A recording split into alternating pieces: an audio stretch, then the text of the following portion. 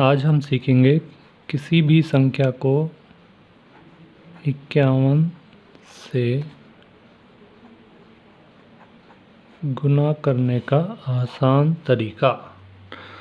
तो पहले एक संख्या लेते हैं, मान लो हमने ली 24। इसको 51 से गुना करेंगे तो बहुत आसान है। यहाँ पर लिखेंगे 24 और यहाँ पर लिखेंगे 12। अब 36 ले लो तो यहाँ पर 36 और यहाँ पर 18।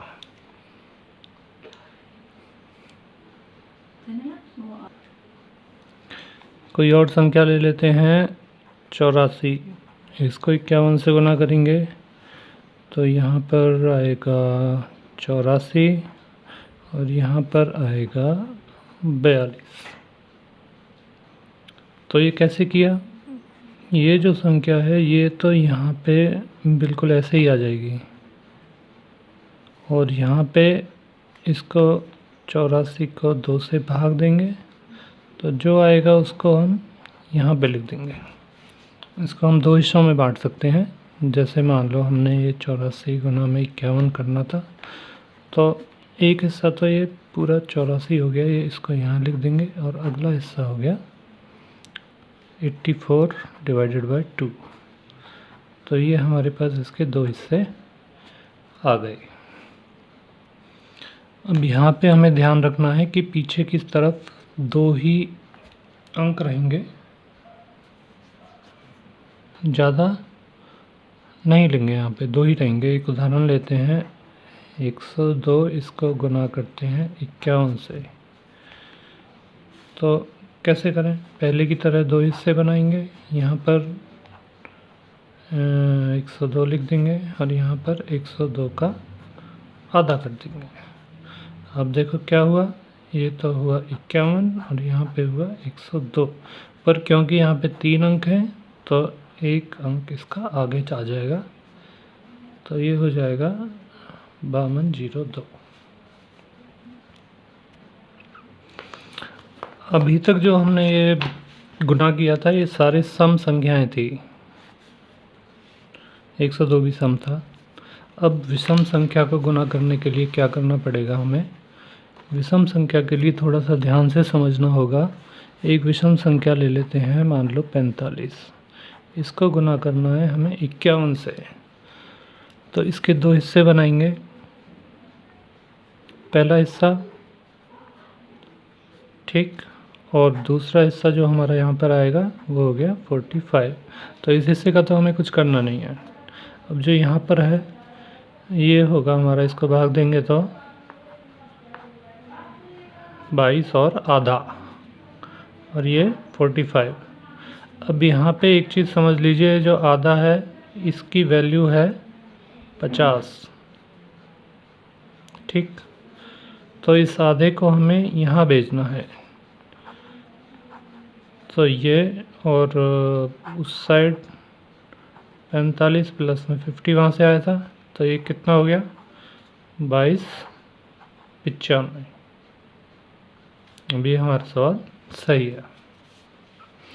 एक और संख्या लेते हैं, मान लो 85 ले लेते हैं।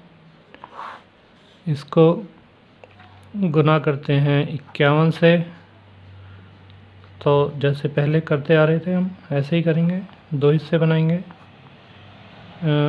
नहीं 85 बटे में 2 और दूसरा हिस्सा पीछे के अंकों का वो हो जाएगा 85। अब इसको डिवाइड करेंगे तो ये कितना आया 42 और आधा, और यहाँ पे हो गया ये 85। अब आधा हमने बताया था, आधा मतलब 50, तो ये 42 यहीं रहेगा। आधे को हम वहाँ भेज देंगे, तो ये 50 जमा में 85 42 और ये हो जाएगा हमारा 135।